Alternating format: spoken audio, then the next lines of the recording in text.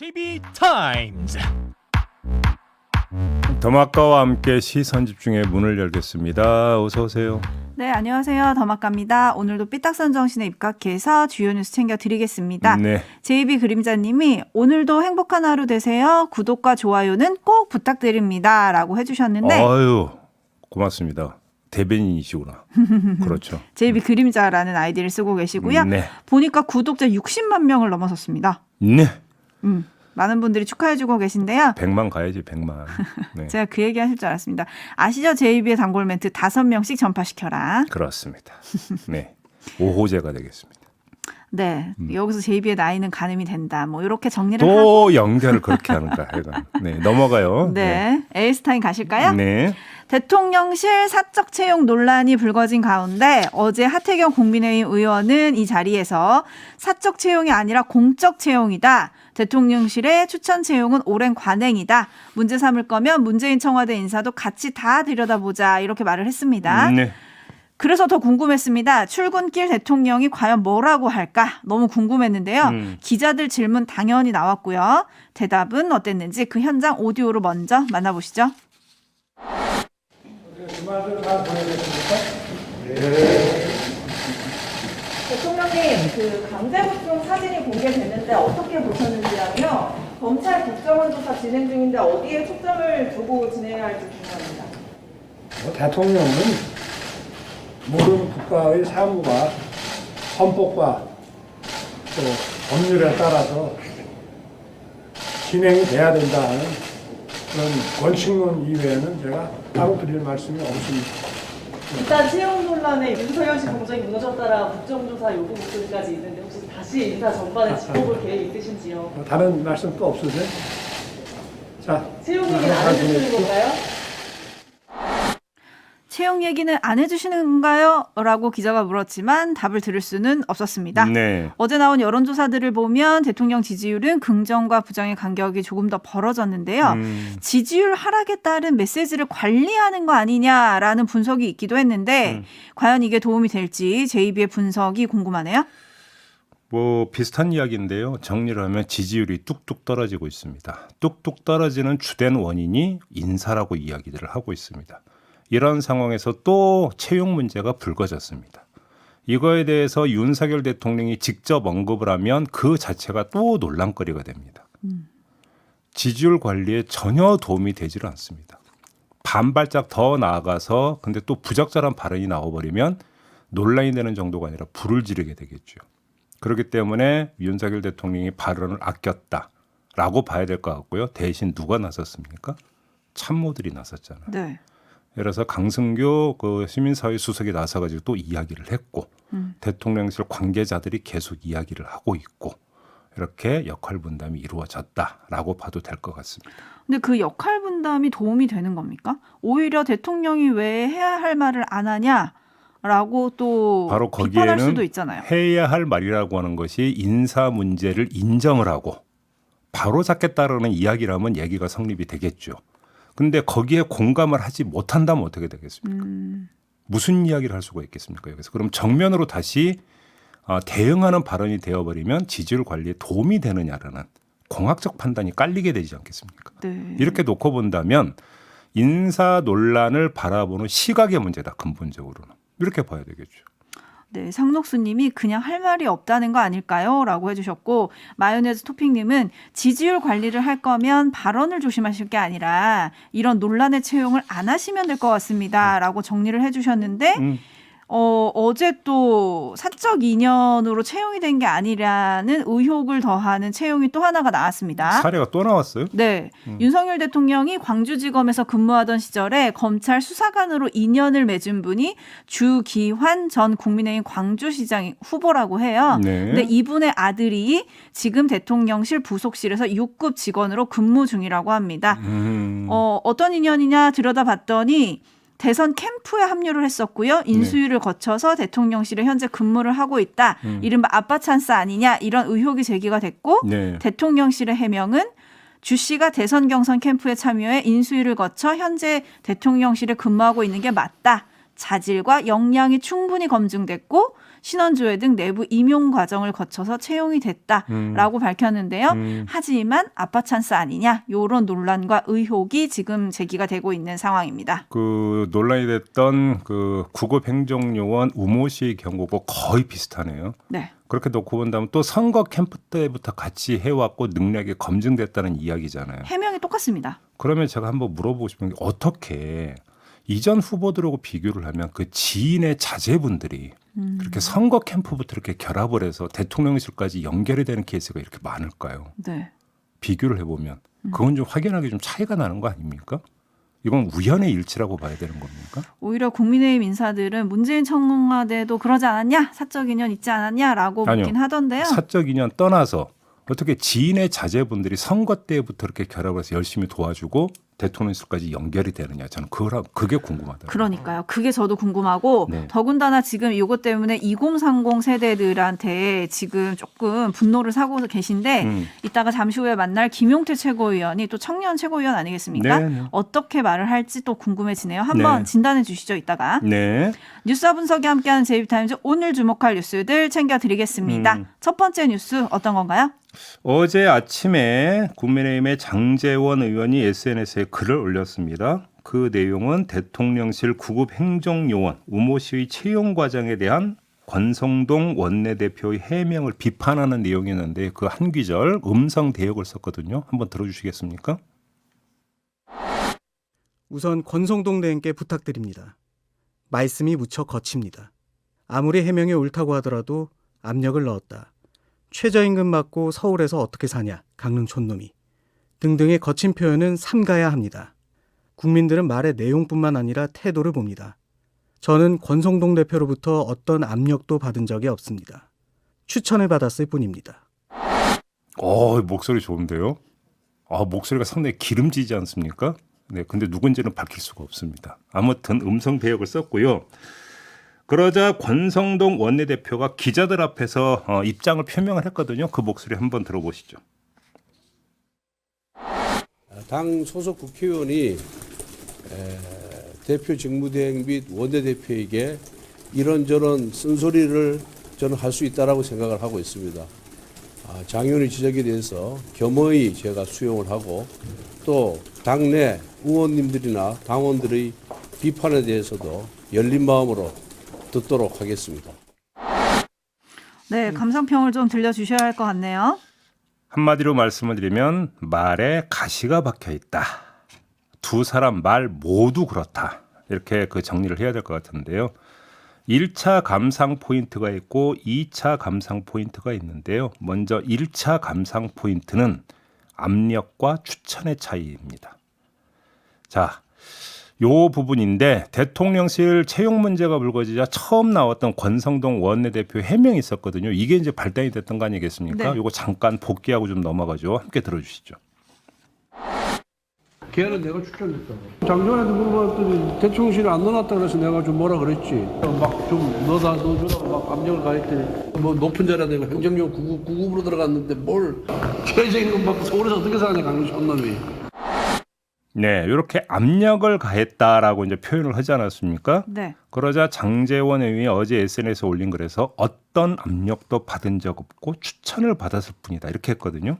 자, 압력이라는 단어가 뭡니까? 우월적 지위에 있는 사람이 행사하는 힘. 보통 이렇게 이해를 하지 않습니까? 그렇죠. 권성동 원내대표는 바로 이 점을 깐 거고요. 장제원 의원은 압력이라는 단어를 수평적 관계인 추천으로 바꿈으로써 이 점을 부정을 한 것이죠. 묘한 줄다리기 기싸움이 이루어지는 걸로 해석할 여지가 충분히 있죠. 네. 이게 1차 감상 포인트이고요. 2차 감상 포인트는 n분의 1인데 권성동 원내대표는 장제원 의원의 비판을 당내 의원이나 당원들이 비판 범주에 넣었습니다. 조금 전에 들으셨죠. 이로써 장제원 의원은 여러 의원들 가운데 한 명이 되어버렸습니다. 다시 말해서 1대1의 관계가 아니라 1대 다의 관계로 권성동 원내대표가 설정을 해버린 것이죠. 네. 여기서 또 묘한 긴장관계가 형성이 되는 것을 느낄 수 있지 않습니까? 자, 이렇게 정리하고 나니까 정말 궁금해지는데요. 두 사람 사이에 갈등이 있다는 말이 돌자 점심을 같이 먹은 적이 있잖아요. 그렇죠. 도대체 그때 무슨 말을 나눴을까가 더 궁금해지더라고요. 정말 분위기는 좋았던 걸까? 라는 것도 궁금해지고 오가는 말에 가시가 박혀 있는 걸 보니까 그때의 점심이 별로 의미가 없었던 것 같다라는 추정으로 연결되기에 드리는 말씀입니다. 네. 네, 그때 저희가 형제라고 했을 때 두 분이 형 동생 사이다 뭐 이렇게 얘기했을 때 네. 많은 촌철님들이 형제 간 싸움도 많이 하죠라고 하셨었는데 4701님이 형제의 난 끝난 게 아니었네요 라는 의견 주셨고요. 네. 휴버트님은 둘 사이는 아슬아슬한 줄타기 같습니다. 누가 하나라도 균형 흔들면 금방 깨질 것 같은 줄타기요 라고 보내주셨고 그러니까요. 밥 잘하는 남자님은 서열 싸움 같다 라고 해주셨고 현님도 비슷한 의견이신데 누가 찐 윤핵관인지 한번 겨뤄보자 이런 것 같다. 뭐 이런 의견들을 지금 주고 계신데 네. 장제원 의원은 중앙일보와의 통화에서 이렇게 말을 했습니다. 권 대표가 국정 운영의 조력자로서 늘 긴장을 해야 한다는 충정에서 글을 썼다. 별다른 정치적 배경은 없다. 이 일을 계기로 권 대표께서 좋은 리더십을 보여주길 바란다. 네. 그러면 나도 권 대표를 지지할 거다. 역시 좀 뼈가 있는 것 같아요. 한마디로 긴장이 풀렸다는 얘기잖아요. 그러면 권성동 원내대표가. 아, 충정에서 한 말이긴 한데 좀 잘해. 그러면 내가 너를 지지할게. 아니, 뭐 약간 이런 뉘앙스. 제 의역이 혹시 틀렸나요? 글쎄요. 네. 아무튼 충정에서 하신 말이라고 하고요. 네. 근데 권성동 원내대표가 지금 당대표 권한 대행으로서 당내 원톱이긴 한데 이런 구설이 당연히 도움이 될 리는 없지 않겠습니까? 네. 김기현 전 원내대표가 국정 동력을 뒷받침하기 위해서 임시체제는 바람직하지 않다. 인터뷰에서 아주 공개적으로 말했더라고요. 그런데 저는 이 모든 묘사가요. 무슨 의미가 있을까 싶은 생각도 들긴 해요. 아무 의미가 없나요? 아니 그렇다고 아무 의미가 없다 이렇게 또 과격하게 얘기를 할 거라니요. 왜 그러냐면 삐딱선 타봤습니다. 네. 이 모든 걸 정리하는 힘은 어디에 있습니까? 누구한테 있습니까? 대통령? 윤석열 대통령한테 있는 네. 거 아닙니까? 그렇죠? 네. 물론 이걸 지켜보는 윤석열 대통령의 마음이 어떨지가 그러니까 상당히 궁금하고 혹시 그 마음이 변해서 이 변화의 실제적 힘을 발동을 시킬지는 잘 모르겠으나 그게 아니고서는 이미 지도체제는 정리가 됐고 정리가 되면서 윤핵관들하고 같이 만찬 회동까지 했던 거 아닙니까? 윤석열 대통령이. 네. 1차 그렇게 가름이 된 걸로 윤석열 대통령이 지금 파악하고 있는 거 아닌가요? 그 만찬에 장제원 의원이 안 갔잖아요. 안 갔잖아요. 그러니까 해석은 해석을 낳고 해석은 또 해석을 낳고 그러니까 이렇게 갈등설이 되는 거죠. 거기서부터 시작이 됐던 거잖아요. 사실. 궁금하네요. 어떻게 네. 흐를지. 제이비타임즈 다음 주목할 뉴스는 어떤 겁니까? 이재명 의원을 둘러싸고 어제 하루에만 당 안에서 전혀 다른 두 갈래 목소리가 나왔는데요. 첫 번째 주자는 설훈 의원입니다. 이재명 의원을 향해서 폭주 기관차 비유를 들었고요. 그러면서 사법 리스크를 거론을 했는데 대장동으로 구속된 사람들은 이재명 의원의 측근들 중의 측근들이었고 성남FC 후원금 문제는 누가 보더라도 심각하겠다고 생각하고 변호사비 대납은 상식적인 시각이다 이렇게 주장을 했습니다. 그 뒤에 민영배 의원이 나섰는데요. 무소속이긴 하죠. 네. 이재명 의원 사법 리스크를 운운하는 분들에게서 발견되는 공통점은 윤석열 대통령과 치열하게 싸우지 않았고 지금도 싸우지 않는다는 것이다 라고 규정을 하면서 독립군에겐 사법 리스크가 있을 수밖에 없고 친일파라면 사법 리스크가 없을 거다 이렇게 주장을 했습니다. 오가는 말이 좀 험한데요. 앞서 권성동 장제원 의원 간의 그 말에 가시가 박혀 있다고 제가 말씀을 드렸는데요. 네. 이른바 친명과 비명이 주고받는 말은 그 자체가 몽둥이다. 아하. 찌르는 수준이 아니라 패는 수준이다. 네. 이렇게 정리를 해야 될 것 같습니다. 견제 심리를 넘어서 적의까지 느껴질 정도다. 이렇게 봐야 될 것 같은데요. 이런 상태로 전당대회를 치렀다가 정말 갈라서는 거 아닌지 우려가 될 정도입니다. 감정이 듬뿍 지금 묻어 있지 않습니까? 네. 그렇다고 완충지대에서 타협점을 찾기도 어려워 보이는 게 시각차가 워낙 현격합니다. 한쪽에서는 이재명 의원의 사법 리스크를 도덕성 차원에서 지금 바라보고 있는 거잖아요. 근데 다른 한쪽에서는 그 정치적 배경을 오히려 강조를 하고 있는 거잖아요. 이 시각이 이재명 의원에 대한 양극단의 평가를 낳는 건데 한쪽에서는 비겁한 방탄 장수로 지금 보고 있는 거고 네. 다른 쪽에서는 억울한 누명 장수로 지금 바라보고 있는 거잖아요. 이건 가치와 노선의 문제가 아니라 태도에 대한 문제거든요. 그래서 경선 결과가 모든 걸 정리해 줄 수 없을 것이다. 오히려 후유증이 더 클 수도 있다. 이런 이야기도 연결이 되는 건데 이런 판에서 이재명 의원이 택할 수 있는 길은 오직 하나밖에 없죠. 가치와 노선으로 사법 리스크를 상쇄하는 것. 이것 말고는 제가 볼 때는 방법이 없다고 보는데요. 그러려면 가치와 노선을 반 윤석열에 맞출 수밖에 없을 것이다. 공학적으로. 이것이 얼마나 국민의 관심과 지지를 끌어내느냐. 이것이 결국은 이재명 의원의 과제가 될 것이다. 이렇게 봐야 될 것 같습니다. 네, 그럼에도 이제 어제 짚었듯이 수사라는 결정적 또 변수가 있어가지고 그렇습니다. 이게 어떻게 작용할지가 또 관건인 것 같습니다. 네. 뭐 이 모든 걸 모르고 도전하진 않았을 것 같고요. 이재명 의원이 어떤 전략으로 임할지 궁금한데 일단 어제 첫 행보는 김대중 전 대통령 묘소 참배 네. 그리고 파업 중인 연세대 청소 노동자들과의 만남이었습니다. 네. 이 첫 행보는 어떻게 보세요? 그러니까 김대중 전 대통령 묘소 참배라고 하는 것은 전통적 지지층을 결집하기 위한 부분이라고 봐야 되겠고요. 파업 중인 연세대 청소 노동자와의 만남이라고 하는 것은 어떤 자신의 캐릭터가 있지 않습니까? 이른바 흑수저 출신이라고 하는 것. 이거에다가 결국은 이른바 그 윤석열 정부와의 대치선을 형성하는 데 있어서 가장 주된 전선은 결국은 먹고 사는 문제가 될 수밖에 없다라고 하는 것들을 깔았기 때문에 이런 일정을 잡은 것이라고 봐야 되겠죠. 네. 그러니까 그런 상태에서 이재명의 그 노선의 색깔, 가치의 색깔을 드러내느냐 이걸 봐야 된다는 것이죠. 촌철님들의 의견은 더 싸워라. 싸울 만큼 싸워라 이런 의견도 있고 그만 싸워라 이런 의견도 있는데 어떻게 될지 지켜보도록 하겠습니다. 제이비타임스 다음 주목할 뉴스는 오디오로 먼저 만나보시죠. 대우조선 하청업체 노동자들의 파업에 대해 여당에서 먼저 포문을 열었습니다. 하청 노사가 해결해야 할 일을 원청과 주주에 떠넘기는 것은 막무가내식 떼쓰기에 지나지 않습니다. 불법 점거는 조선업뿐만 아니라 지역 경제에 대한 테러 행위입니다. 윤석열 대통령은 점심때 총리에게 상황을 보고받은 뒤 산업 현장의 불법 상황은 종식돼야 한다. 법치주의는 확립돼야 한다는 대응 기조를 지시했습니다. 또 관계부처 장관들이 적극적으로 나서라고 주문하자 오후엔 경제, 노동 관련 장관에 더해 공권력 투입 시 주무장관인 법무, 행안부 장관까지 더한 공동 담화문이 나왔습니다. 동료 근로자 18,000여 명의 피해와 희생을 강요하는 이기적인 행동입니다. 또 형사처벌, 손해배상까지 언급하며 불법 점거 농성을 중단하라고 압박했습니다. 네, 들으신 그대로인데요. 또다시 법치인가 이런 생각을 하게 됐습니다. 물가가 하늘 높은 줄 모르고 치솟고 있고 그런데 월급은 제자리 맴맴 도는 상태에서 이런 상태라고 한다면 언제 어디서든 이와 비슷한 노동쟁이가 나타날 수 있는 거 아니겠습니까? 네. 그럼 그때마다 법을 앞세울 것인지 정말 묻고 싶은데 그냥 넘어가겠습니다. 그 대신 다른 것. 도대체 정부 여당의 법이라고 하는 게 뭔지 이걸 한번 좀 물어보려고 하는데요. 네. 이렇게 묻는 이유가 있습니다.